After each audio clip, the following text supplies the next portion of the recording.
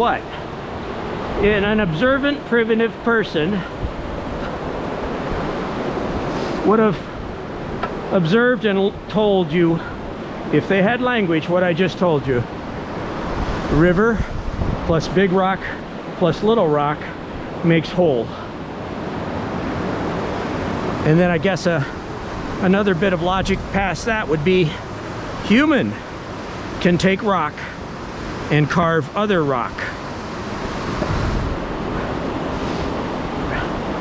Which would mean, in that discussion of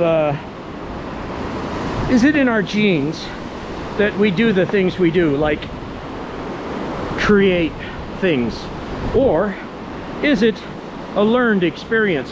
Could be a learned experience that one learns, just as I've learned over the several weeks of doing these multi-hour videos of the river, that one could have extrapolated in one's brain with no words that river plus big rock plus little rock over time makes holes. Rocks make holes. We humans could take a rock and make a hole. So it looks like built into the universe is this acquired education. You could learn it that way. It's not necessarily genetic. You could just see it. You could see it and mimic it, depending on your brain capabilities.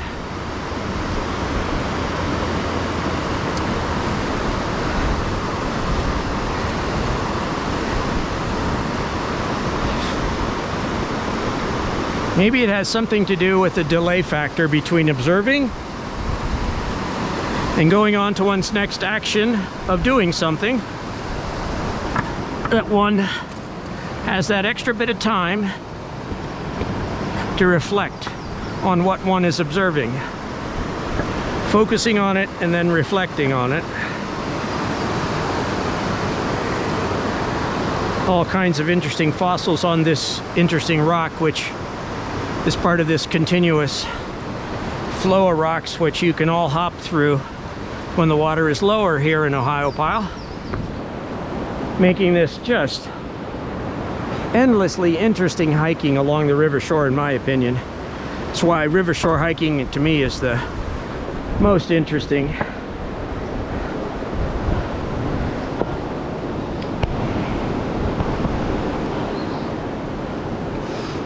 This whole area is covered in water another time of the year. Today we can speed right through it and don't have to go through all the bushes up along the high shore up there, which are, it's welcome not to have to go through all that debris and stickers and poison oak.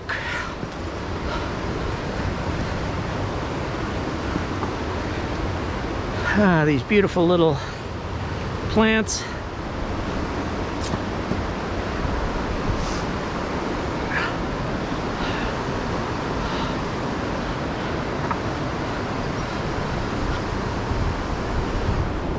Footprints obviously point the way. This is the one of the Ohiopyle photographer rocks, where they come down to do their videos. Right over there. Oh, leave them be to do their jobs.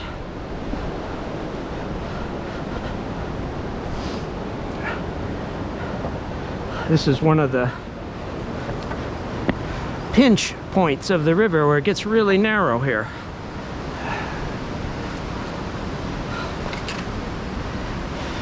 You have to be careful of these branches that are loose. Sometimes they have kinetic force in them, ready to go in a different direction. Like that one. Hitting that wrong time could put you in the water. If it were a bigger one,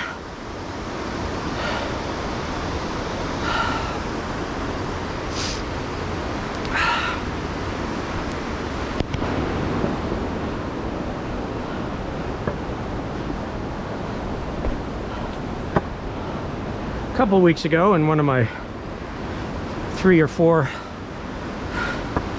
videos ago hike, I touch a large tree that's over 1,000 pounds, and luckily it moves away from me and goes downhill. So that's one of the cautions.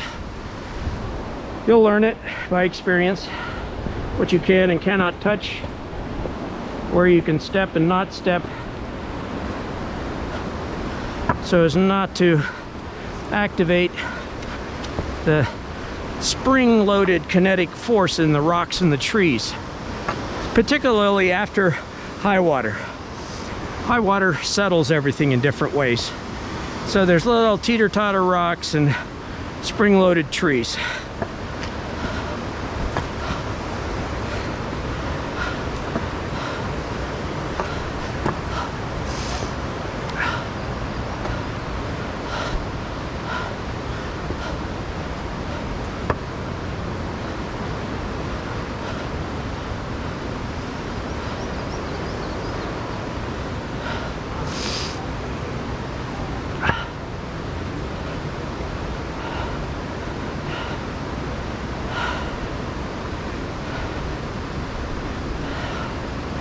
This is easier climbed this way than climbing that way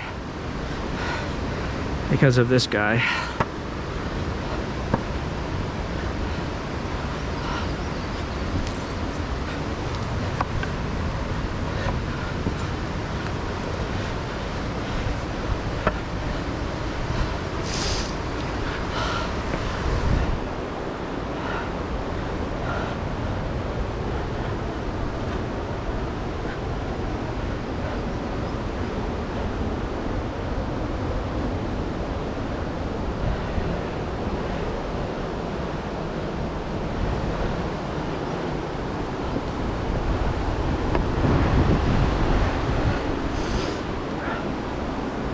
And we're coming up to Stick Beach, and this is Photographer's Rock.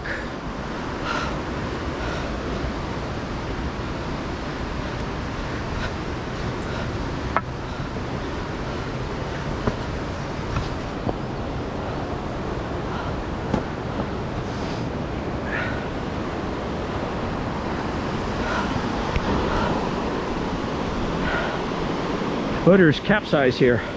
It's very exciting. They get a kick. This is the super fossil rock, and there's 2 more down here. They're all in a series, and you can see the history of the fossils that are on these 3-4 rocks over here. Just incredible. This is definitely a geology fossil rich area, which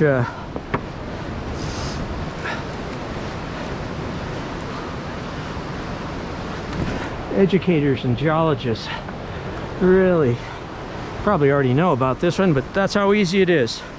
This continuous video from slides to here show how easy it is to get here. This is just chock full of thousands of fossils and other different kinds of fossils, which probably may or may not have something to do with dating. You know, like when you have multiple fossils in the same place and it allows you to date